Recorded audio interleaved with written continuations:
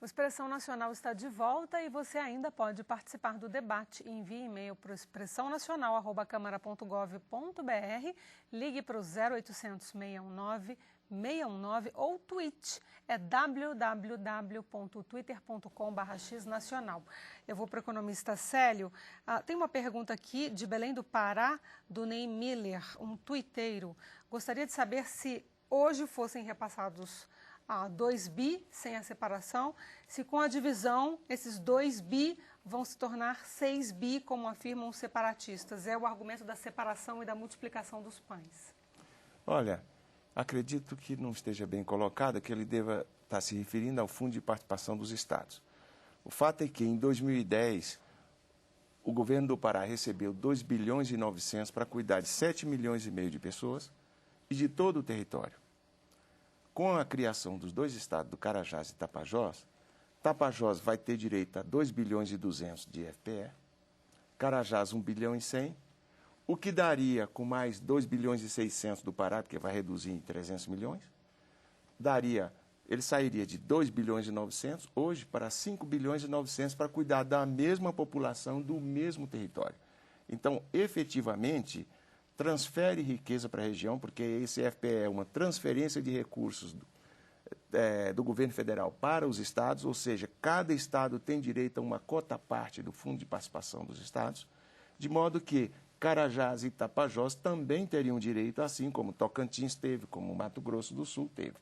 Então, por essa razão, é que a gente entende que vai aumentar os recursos da região e que não vai aumentar a pobreza. Ao contrário, vai diminuir a pobreza, porque 3 bilhões vão entrar numa região que não tinha nenhum tipo de recurso oriundo do Fundo de Participação dos Estados. A próxima pergunta é de um telespectador assíduo, Rildo Alves. Obrigada pela sua participação de novo, Rildo, da Paraíba. Ele diz que o país é um país continental, que seria muito bom a criação de novos estados para poder desenvolver uma região extensa como a Amazônia.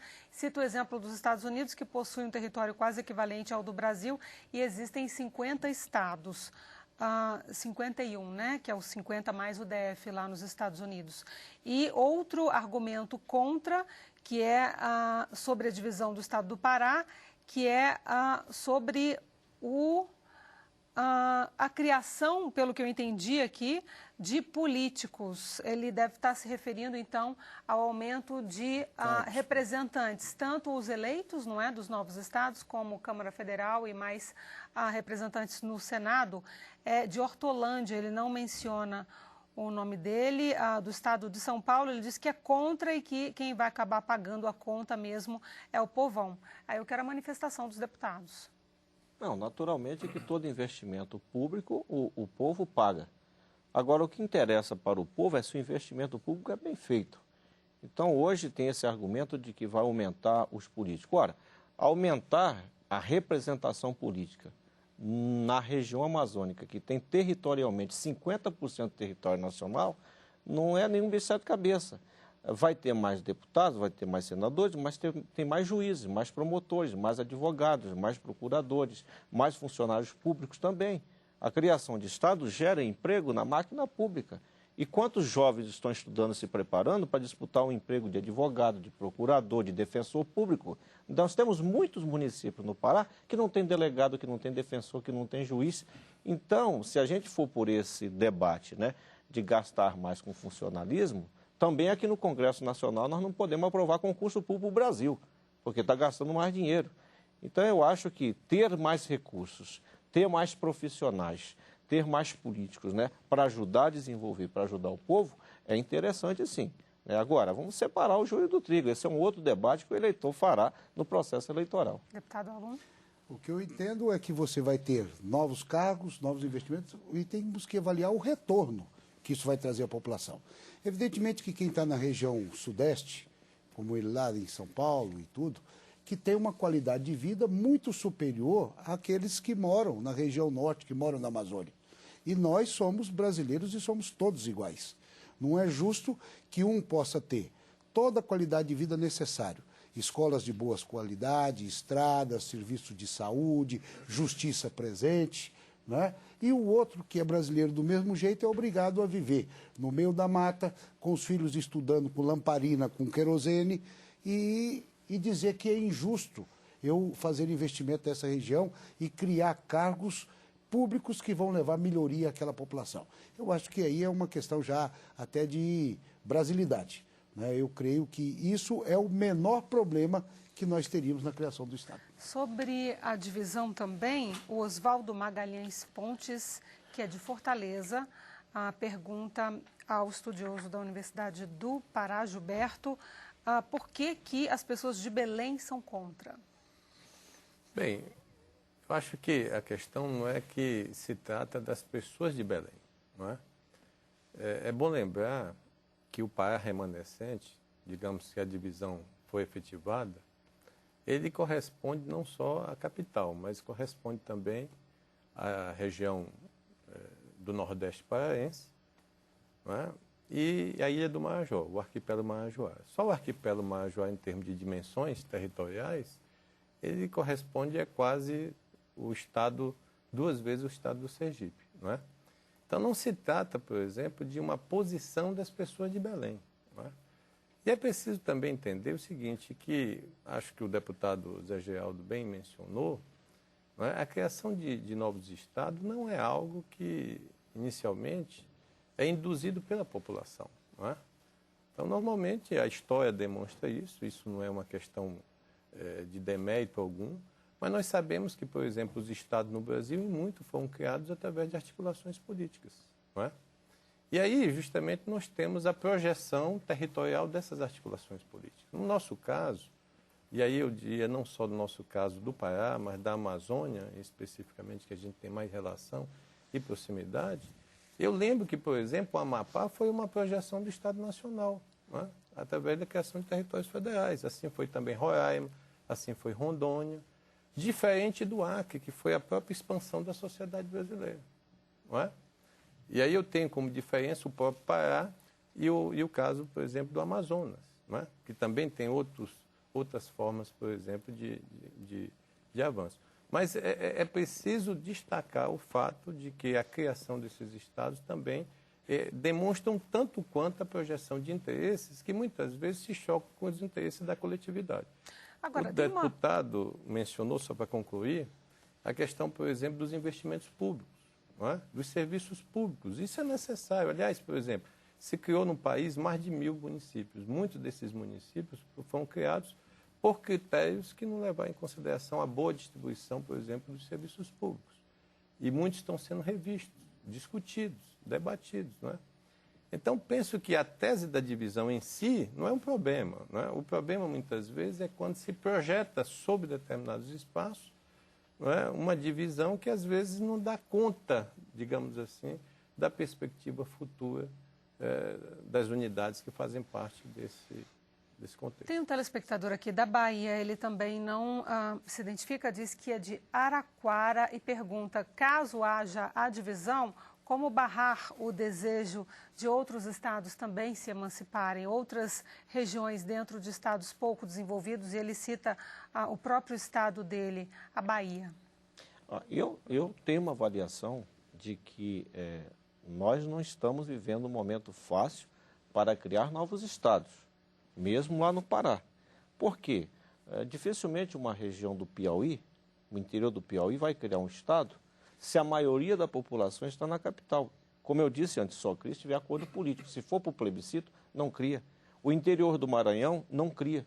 Se Ribeirão Preto quiser virar estado, se não tiver acordo político, não virará, porque São Paulo tem a maioria da população. E assim por diante, né? No Pará, nós vamos fazer um teste, né? Mas matematicamente nós estamos enfrentando dificuldade, mesmo somando as duas regiões, Carajás e Tapajós. Então, essa preocupação de agora ter um monte de estados, dificilmente haverá, porque a Constituição é clara. Todo o Estado vota, todos os eleitores votam. E sempre nos estados, a grande maioria da população está na capital e nas regiões metropolitanas. Só uma região metropolitana, ela determina se haverá ou não, em muitos casos, uma divisão de Estado. Quero registrar aqui duas participações, antes da sua intervenção, de José Magalhães de Souza, ele que é a favor, ele diz, por que não dividir o Estado se o governo não oferece, se o governo oferece ou se o governo oferecer condições às regiões que querem se emancipar? E a outra participação, que é de Salvador, de Gidizalea Jordão, ela que se identifica e diz que, no momento, o país tem outras questões mais preocupantes do que a divisão do Estado do Pará. Célio. Olha, aproveitando a deixa aí do deputado Zé Geraldo, acho que a questão a lei do plebiscito realmente está complicada porque é a maioria, ou seja, toda a área que vai ser consultada. Como nas capitais e nas sedes dos municípios estão concentrados a maioria da população, então realmente vai ser difícil porque cria uma situação da ditadura da minoria. É o que está acontecendo lá no Pará. Concentra 2/3 da população na região do Pará remanescente contra 1/3 nas áreas que querem emancipar. E isso cria uma situação muito difícil. É preciso haver uma concessão dessa população de Belém para que isso possa acontecer. Mas o fato é que o Brasil vive um momento em que precisa fazer uma revisão da sua geopolítica em toda a plenitude. Não se admite mais uma Amazônia brasileira que ocupa 55% do território, a Amazônia Legal, e tendo apenas 7 estados. Quer dizer, nós temos uma assimetria regional muito profunda, a renda do Brasil está desigual, o norte inteiro, com 7 estados, concentra apenas 5% da renda, enquanto você tem o sul, o sudeste concentrando 87% da renda. Quer dizer, então tudo isso vai criando uma situação de desigualdade que a descentralização administrativa, uma revisão geopolítica, melhor distribuição do poder público vai facilitar a gestão das regiões e efetivar a presença do poder público nas regiões que hoje padecem dessa ausência, padecem do esquecimento, que têm dificuldade de ter bom serviço de educação, de segurança pública, escolas. Então, é preciso descentralizar mais o país e passa, evidentemente, por um plebiscito, porque ele é a condição sine qua non para você... Mas a gente vai fazer plebiscito também, eu já emendo a pergunta do Clemilson do Piauí, vai fazer plebiscito para o Piauí também? Só se o Congresso aprovar. Mas o que eu vejo aí, na região amazônica, é o problema de ocupação. A densidade demográfica é muito baixa. E vou dar um exemplo que está muito próximo de nós. Quando o Juscelino Kubitschek enxergou o Cerrado brasileiro como uma forma de ocupação e de novas oportunidades ao povo brasileiro, e transferiu a capital federal para Brasília e construiu Brasília, essa região mudou muito e deu oportunidade a muitos brasileiros. Nós precisamos ocupar o resto do Brasil. Chega no estado do Pará, que não é o meu estado, mas eu sei que Altamira é um município que tem 159 mil quilômetros quadrados, é o maior município do mundo. Altamira é maior do que Portugal. É maior do que 12 estados do Brasil. Tá? Então, é impossível também um administrador, um prefeito de uma cidade daquela ter uma boa gestão. É preciso ocupar a região, precisa dividir. Agora, eu sei que a região sul e sudeste do Brasil não precisam disso. O que nós precisamos é de um regramento claro e moderno que permita o desenvolvimento sustentável dessa região. Mas ser contra, não. Eu, como tocantinense, eu acho que vivi de muito próximo essa separação e essa criação do novo Estado, eu tenho argumentos demais para ser só favorável. E desejo que o povo do Pará seja feliz com a divisão. Bom, você queria comentar? Bom, eu acho que a posição do deputado tem muito a ver, logicamente, com o processo de expansão do povoamento nacional, né? É preciso destacar que o território nacional está indo em processo de construção, né? Agora, deputado, eu acho que para a Amazônia, né, talvez o modelo, né, do restante do Brasil, né, seja um modelo que deve ser repensado, né? Eu acho que nós temos muitas peculiaridades, né, e já, por exemplo, no século XXI, que é preciso a gente atentar. Uma delas é o fato de que a gente tem uma sociobiodiversidade riquíssima e que é preciso preservar. Não é? Quando nós pensamos, por exemplo, na expansão do povoamento, né, os efeitos, por exemplo, das 3 últimas décadas no nosso estado têm sido nefastos, não é? Então, observe que muitas comunidades indígenas se extinguiram. Observe que grande parte do nosso território foi também desflorestado, não é? Então, nós temos que pensar numa ocupação, talvez hoje, no século XXI, diferente, não é? Por exemplo, o estado do Pará, ele já tem um zoneamento ecológico-econômico, não é? Grande parte das suas terras, como eu falei já, elas são federalizadas. É preciso que a União, então, faça jus à gestão desses territórios efetivamente. E aí, vejam, o que sobra justamente para o estado do Pará no atual contexto é 20%. Mas se houver a transferência, por exemplo, das terras do INCRA, do Instituto Nacional de Colonização e Reforma Agrária, que diz respeito mais especificamente àquela ocupação mais agropecuária, não é? Da expansão da sociedade nacional, certamente o estado do Pará passa a ter uma dimensão mais efetiva. Eu reclamo bastante, não é, do fato de que se discute a divisão do estado do Pará, mas se coloca à margem, né, essa discussão da federalização. Eu acho que é preciso a gente retomar. Só para concluir, no caso do Tocantins, por exemplo, é uma outra questão. Você tinha, por exemplo, uma região norte do tal do Goiás deprimida, não, em relação justamente a Goiás. No caso, por exemplo, do estado do Pará, se a gente observar do ponto de vista dos investimentos de 30 anos, a gente observa que os investimentos foram feitos na região sudeste, que é Carajás, não é? Ao longo da Transamazônica, dos projetos hidrelétricos, dos projetos... E pouco se fez, por exemplo, pelo Marajó. O governo federal não quis federalizar Marajó. Mas o senhor confirma, então, eu tenho dados aqui do Eduardo Araújo, de Uberlândia, de Minas Gerais. Ele diz que o Pará registra atualmente um superávit anual de 300 milhões. Carajás terá déficit de pelo menos 1 bilhão, isso em termos anuais. E Tapajós, déficit de 864 milhões. E o Pará remanescente de 850 milhões. Ele diz que esses dados, que eu não sei qual é a fonte dele, ele não menciona no e-mail, ele diz que esses dados comprovam que seria melhor investir em políticas públicas, que estados menores não garantem necessariamente serviços melhores. Não é do meu domínio a discussão tributária especificamente. Eu acho que os colegas aqui podem realmente tratar essa questão de forma mais viável. Agora, eu só gostaria de relevar, por exemplo, o fato de uma distribuição desigual dos recursos existentes nesses territórios, não é? Aí não é o dado de dizer o seguinte, olha, nós somos contra por si só a divisão, um não pelo não.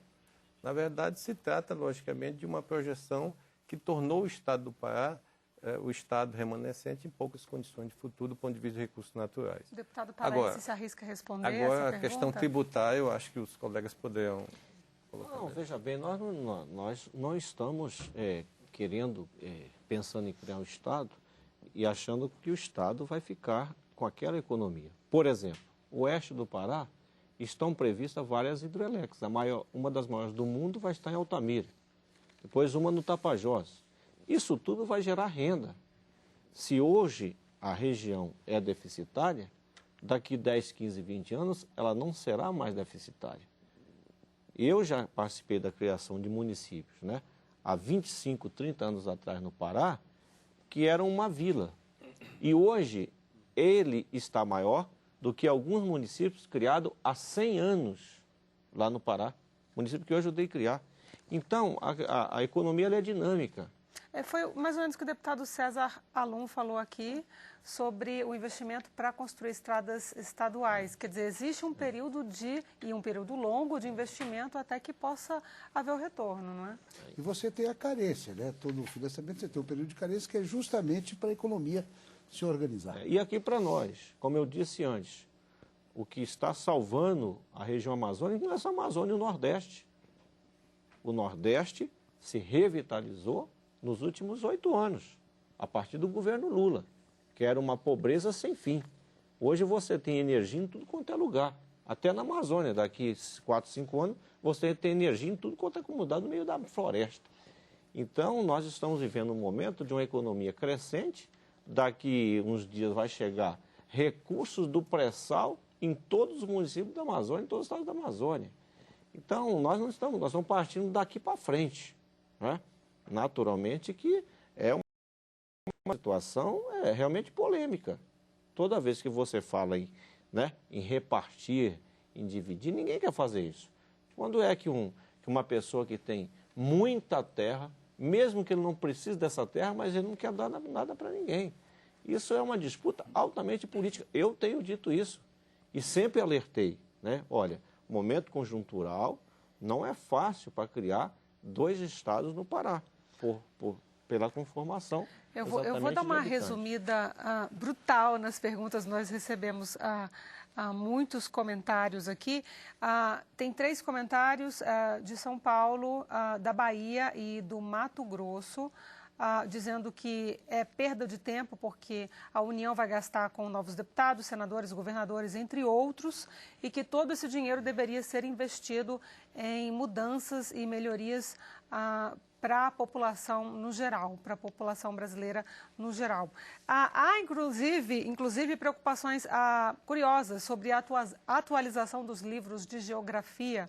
Por exemplo, o Marcos Pereira, via Twitter, pergunta aqui como que vai haver essa atualização e fala também da divisão de estados sobre o Mato Grosso, divisão entre Araguaia e Mato Grosso, haveria plebiscito também. Muitos e-mails falando da divisão da Bahia e da divisão do Piauí, que esses estados também deveriam ser remanescentes e com a criação de mais 1 ou mais 2 estados. Queria então a colocação do Célio, que está aqui do meu lado, já pedindo para participar. Porque o tema que veio antes aí diz respeito ao déficit. E isso eu entendo bem. Esse déficit que está sendo divulgado, primeiro, não tem nem procedência, e o que circulou na mídia, ele não tem fundamento legal nem científico, esse déficit. Nosso estudo, pelo contrário, mostra que tanto Tapajós quanto Carajás terão um superávit da ordem de R$1 bilhão. Superávit corrente. Foi a colocação do Eduardo Araújo, de Uberlândia, Minas Gerais. Esse dado tem circulado, mas sem mostrar fundamento. Apareceram com um número mágico, abstrato, dizendo esse déficit, mas que ele não tem fundamento legal e nem científico. O que nós estudamos identifica que as regiões terão, tanto Carajás como Tapajós, um superávit da ordem de R$1 bilhão, superávit corrente, que é o que importa, que é o custeio e manutenção da máquina.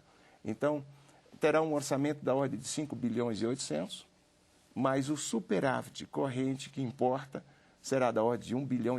Então, existe uma desinformação muito grande quanto a isso e tem tomado corpo essa informação sem um fundamento científico e nem legal.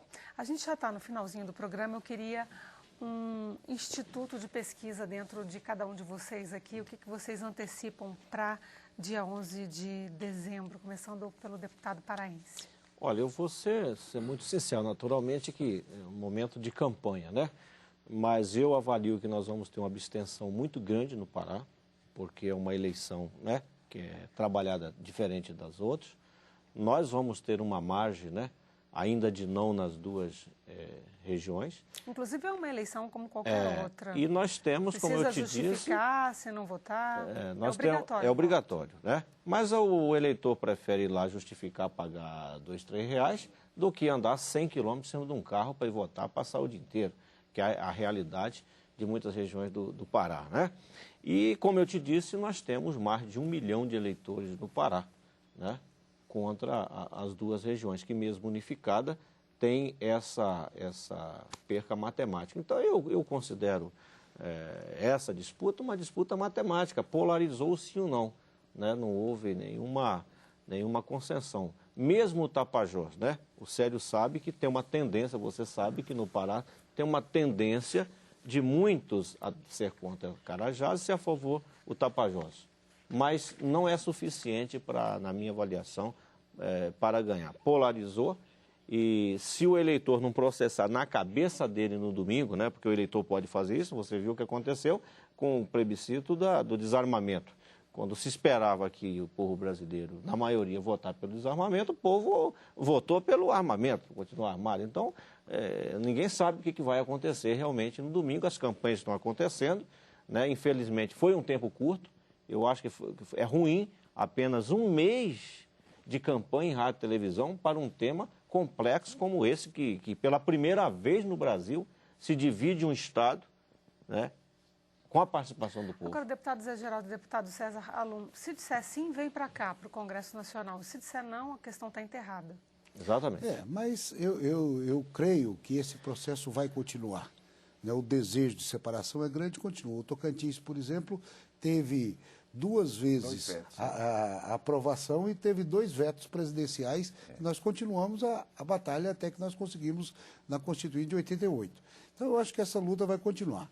Para aproveitar a oportunidade, o que eu vejo, eu moro na cidade de Araguaína. Araguaína fica próxima à divisa com o estado do Pará e é muito comum as pessoas do Pará, em Araguaína e de Araguaína no Pará. E há uma relação comercial grande e tudo mais. E que eu vejo é o pessoal dizer, olha, nós estamos lutando, mas parece que nós vamos perder, não vai dar. Né? Então eu sinto que há esse desejo de separação, mas eles sentem também que tem desvantagem no plebiscito. Célio, o que você antecipa para o resultado? Eu acho que a sorte já sabe o que vai acontecer, mas eu acho que essa eleição lá, de um modo particular, ela está ligada ao imponderável, ao imprevisível, porque é uma eleição atípica, não tem os candidatos que vão cabalar votos no interior, né? A campanha foi muito acirrada em Belém, e em Carajás e Tapajós, mas tem 1/3 que está entre esses 2 espaços e que não foi assistido com campanhas, não tem cabo eleitoral, não tem candidato a vereador, nem a prefeito, nem a deputado, porque o que está em pauta é a ideia, é o ideal de se criar, de redividir o Estado. Então, eu acredito que não tem nenhum prognóstico correto. Sinceramente, eu vou ouvir todos aqui, eles estão todos dentro do imponderável. Acho que o sim tem condições realmente de ganhar, por conta dessa imprevisibilidade, por conta da abstenção, como o deputado Zé Geraldo já falou. Mas, realmente, foi feita uma campanha muito bonita da parte do sim, e eu vou corrigir um ponto de vista seu. Você acha que teve mais paixão do sim? Eu acho que o sim tinha mais argumento, mais conteúdo, estudos, trabalho baseado em dados técnicos. Agora, a campanha do não, sobretudo de Belém, está movida por uma paixão, por um bairrismo, sem um argumento. Ou seja, é uma campanha de não há divisão. Não é um projeto como o sim. Tem um projeto de desenvolvimento para a região. O não se opõe a isto, mas não diz como resolver. Uhum. Ok, Gilberto, para a gente finalizar. Bom, eu penso que nós temos realmente a imprevisibilidade, né? Mas, pelo que eu tenho observado praticamente no último mês, né, eu acho que a possibilidade de divisão nesse momento, eu acho que ela vai ser um pouco adiada, né? Você não acha que quem precisa mais da divisão consegue ter um argumento e uma posição mais inflamada de modo a comparecer às urnas? Eu penso justamente que quem necessita, na verdade, de políticas públicas, né, quem precisa mesmo realmente de necessidades, no caso de atendimento, né, da saúde, da educação, é o povo do Pará como um todo. Né? Então, eu penso que os projetos de divisão territorial dividiam a população, né? Mas são projeções. Não é? Eu acho que, antes de tudo, a população do estado do Pará é uma população que fica na esperança. Não é? Tudo que é novo, na verdade, para ela, até certo ponto, é uma esperança de vir o quê? O que ela está realmente carente e que se reproduz por esse processo de intervenção aí de 3 e 4 décadas. Então, eu acho que o não, talvez, seja um não necessariamente a divisão, não é? Mas um não de um novo, provavelmente, projeto que ela não sabe bem o que é. Bom, agradeço então a presença de todos vocês aqui no Expressão Nacional e agradeço a presença de você que sempre nos acompanha aí da sua casa. As perguntas que não foram respondidas serão encaminhadas aos debatedores que entrarão em contato se o e-mail tiver sido fornecido. A gente se vê no Expressão Nacional da semana que vem. Até lá!